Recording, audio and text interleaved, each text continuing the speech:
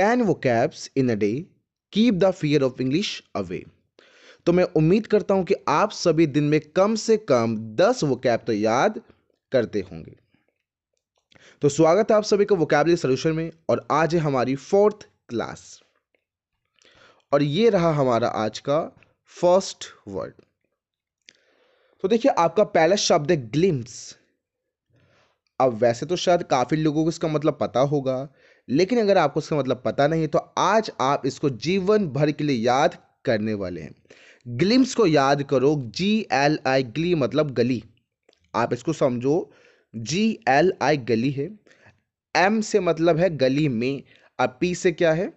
अच्छा, आपने क्या फुकरे मूवी देखी है? अगर आपने देखी है वो मूवी, तो उसमें गाना था ना कि गली में मारे फिरे, तो वही समझना, गली मतलब गली, में मतलब में, पी का मतलब फिरे। तो देखिए, जो ये दो लड़के नजर हमें यहाँ पर आ रहे हैं, उस मूवी में क्या दिखाया है कि ये गली में घूमते हैं बार बार, सिर्फ एक लड़की की झलक पाने के लिए। तो उसी से याद करना, ग्लिम्स का मतलब होता है ब्रीफ लुक, जिसको हम हिंदी में क्या बोलते हैं, झलक। जैसे एग्जाम्पल भी है, she caught a glimpse of the ocean, यानी उसने जो ओशन था उसकी बस से झलक देखी थी। अब इन्हीं तो लड़कों को देखो, ये वेट कर रहे हैं किसी लड़की का एक झलक के लिए, और यहाँ पर उनको झलक दिख गई है और लड़की बोल रही है कि पढ़ाई करो, ये सब मत करो, IAS वाइस बनो, सब बकवास है। देखते हैं हमारा अगला शब्द, इट इज ईयर मार्क। अब देखिए, इसको ऐसे समझो, वैसे तो बड़ा डिफिकल्ट वर्ड है, याद नहीं होगा, अब हो जाएगा।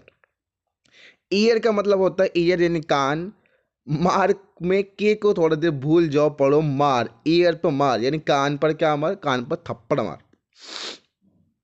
अगर आप ऐसा करना नहीं है, बहुत गंदी बात होती है, फिर भी याद करने के लिए, अगर आप किसी के कान पे तमाचा मारते हैं तो क्या आप क्या कर रहे हैं, आप उसको थप्पड़ तो दे रहे हैं, आप उसको थप्पड़ दे रहे हैं, कान पर मार मतलब उसको आप थप्पड़ दे रहे हैं।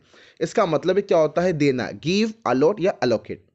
लेकिन मैं अगर आपको बताऊं कि ईयर मार्क का जो एग्जैक्ट मीनिंग है वो क्या है, सामने है, decide to use something for a particular purpose.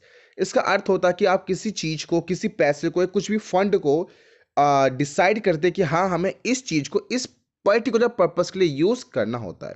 Simple भाषा में तो इसका मतलब गिव ही है, आप समझ सकते हैं। फॉर एग्जाम्पल कि 1 lakh crore rupees has been earmarked to build rural infrastructure, मतलब कि भाई जो 1 लाख करोड़ रुपए है उसको दिया गया है, या उन पैसों को डिसाइड किया गया है कि भाई हम इन पैसों को कहाँ यूज करेंगे, हम बिल्ड करेंगे एक रूरल इंफ्रास्ट्रक्चर।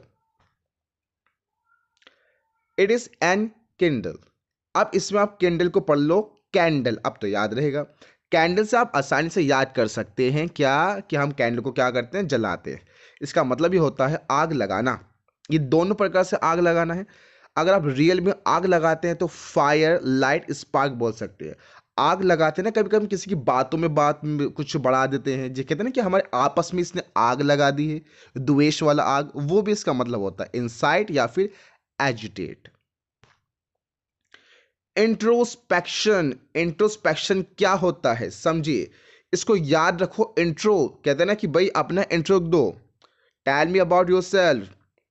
तो इंट्रो मतलब इंट्रोडक्शन। आप अपना इंट्रो या इंट्रोडक्शन कब दे सकते हैं, जब आप सेल्फ एनालिसिस करें।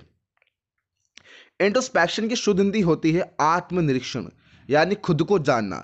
अगर आपने सेल्फ ऑब्जर्वेशन की है तभी तो आप खुद को जान पाएंगे। अगर आप खुद को जान पाएंगे तभी आप क्या कर सकते हैं, इंट्रोस्पेक्शन कर सकते हैं। इसमें छोटी सी गलती, यहाँ वी लिखा है वर्ब, एक्चुअली इंट्रोस्पेक्शन वर्ब नहीं बल्कि एक नाउन होता है, तो ये आप खुद करेक्ट कर लेंगे। डिसरप्शन, ये सिंपल वर्ड है। डिसरप्शन को आप स्पेलिंग से याद रख लो, DIS आ रहा है, डिस्टर्बेंस ही इसका मतलब होता है। इसका एग्जैक्ट मीनिंग क्या होता है डिसरप्शन का, कि भाई कोई भी ऐसी बाधा, कोई भी ऐसी समस्या, प्रॉब्लम, जिसकी वजह से हमें किसी इवेंट में या किसी एक्शन में दिक्कत आएगी, तो कुल मिलाकर इसका मतलब प्रॉब्लम होता है।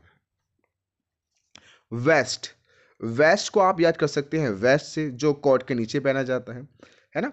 कि भाई मानो कि किसी आपके मित्र को किसी शादी में जाना है, फंक्शन में जाना है, और वो आपसे क्या बोला कि भाई मुझे ब्लेजर दे दे या मुझे वेस्ट दे दे। अक्सर मेरे साथ तो ऐसा होता है। तो वेस्ट का मतलब क्या होता है, किसी को प्रोवाइड कराना होता है, किसी को कुछ देना होता है।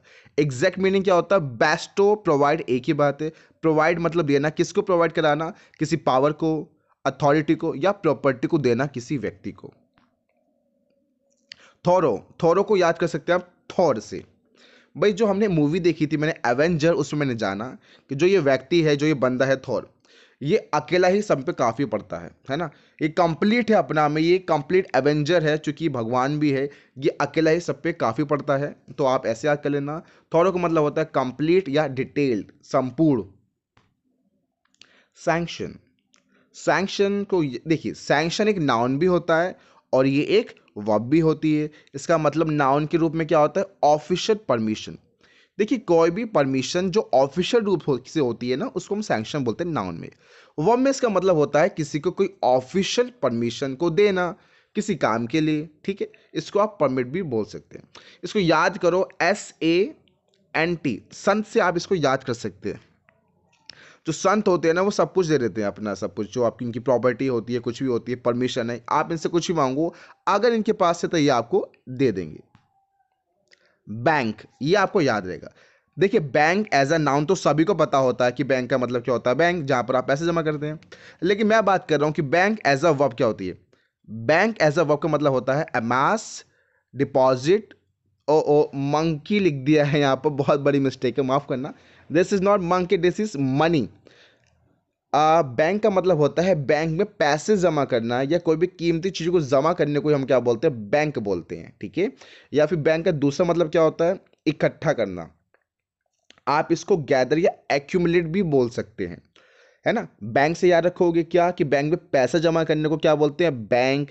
दूसरा क्या, आप देखोगे कि बैंक के अंदर लोग काफ़ी इकट्ठा होते हैं ना, तो उससे याद रखना, इसका दूसरा मतलब होता है क्या, गैदर या एक्यूमुलेट, इकट्ठा करना। जैसे फॉर एग्जांपल क्या है, the rain bank the soil up behind the gate, मतलब जो आपका दरवाज़ा है, गेट है, उसके पीछे बारिश ने क्या करा है, जो मट्टी है, उसको बहुत ज़्यादा इकट्ठा कर दिया है। या फिर आई बैंक्ड द चेक, इसका मतलब भी क्या है कि मेरा जो चेक है मैंने उसको बैंक में जमा कर दिया है। सेटअप आपको याद ही हो जाएगा, क्योंकि सेट का मतलब भी क्या होता है, आप इसको सेट से याद रखो। सेट मतलब किसी को सेट करना, चाहे वो बिजनेस हो या कोई ऑर्गेनाइजेशन हो, कुछ भी है। इसका मतलब होता है स्थापित करना, यानी कि स्टैब्लिश करना। अब जो मैंने आपको वोकैब्स कल कराई थी, मैं अभी उसका फटाफट आपको रिवीजन करा देता हूँ। संडे के अंदर मैं आपको 50 वोकैब्स दूंगा, जिसका मैं कराऊंगा क्विज, क्योंकि मुझे चेक भी करना है कि जो मैं आपको बता रहा हूँ यहाँ पर, क्या आप उसको याद कर पा रहे हैं, क्या वो आपको मेमोराइज हो रहा है। क्योंकि मेरा मकसद यहाँ पर आपको बहुत ज़्यादा कंटेंट देने का बिल्कुल भी नहीं है। मैं यहाँ पर आपको मैटर प्रोवाइड नहीं करा रहा हूँ। मैं बस चाहता हूँ जितना भी आप पढ़ते हैं दिन में, वो आपको हमेशा याद रहे, एग्जाम में फ्रूटफुल हो, एग्जाम तक आपको याद रहना चाहिए। कल हमने पढ़ा था डेट्रीमेंटल, जिसको याद करना था, मेंटल इसका मतलब होता है हार्मफुल या नॉक्शियस। अले अले अले से याद करना है, जिसका मतलब क्या है, सूथ, पैसिफाई, एसुएज, मॉलिफाई या डिमिनिश। कंजीनियल को याद जीनी से करना है, अगर मिल गया तो सब कुछ आपके अनुसार यानी फेवरेबल हो जाएगा। मैलिस को मैल से, मैल मतलब द्वेष, grudge, bitterness, animosity, jealousy, envy या मेलेवलेंस। रेज को याद करना है, रेजर से, जो सबको डिस्ट्रॉय कर देगा, राइट। रीच का मतलब होता है गुस्सा, गुस्सा दिलाना। कजोल, काजल से याद कर लो, उसको मनाना पड़ेगा। Flatter, COX. एबुलेंट तो बहुत मस्त वर्ड है, वी हैव बुल। अब बुल कैसा होता है, एनर्जेटिक। कमोशन को याद करना है मोशन से, जिसका मतलब होता है डिस्टर्बेंस या केओस। मॉर्बिड बहुत मस्त शब्द है एकदम। मॉर बीड़ी, ज्यादा बीड़ी पीना क्या होता है, गड़बड़ होता है। Harmful, hazardous. Perilous, pernicious, fatal या फिर अनसाउंड। देखिए होता क्या है, जब भी हम किसी बात को बार बार बोलते हैं ना, तो हमें क्या होता है, बोलने से हम सुन भी रहे हैं तो हम क्या बन जाते हैं, ऑडिटोरी लर्नर। जब हम किसी को देखते हैं तो हम क्या बन जाते हैं, विजुअल लर्नर। और जब हम किसी को इमेजिन करते हैं तो हम बन जाते हैं काइनेस्थेटिक लर्नर। यानी 3 प्रकार के हमारे पास लर्नर्स होते हैं। अगर आप किसी भी प्रकार के लर्नर्स हैं तो आप इसको आसानी से याद कर सकते हैं। इसलिए मैं आपको डेली रिवाइज कराने की प्रैक्टिस भी करता हूँ, जिससे कि आपको याद रहे। चलिए, तो बस इस वीडियो में बस इतना ही। ज़्यादा लंबी वीडियो मुझे नहीं बनानी है। बस आप अपने दिन में कम से कम 7, 8, 10 मिनट निकालिए वोकैब के लिए। मेरा विश्वास मानिए, विद इन 1 मंथ आपको लगेगा कि आपकी वोकैब बहुत ज़्यादा स्ट्रांग हो चुकी है। चलिए, थैंक यू। मिलते हैं आपसे अगली वीडियो में।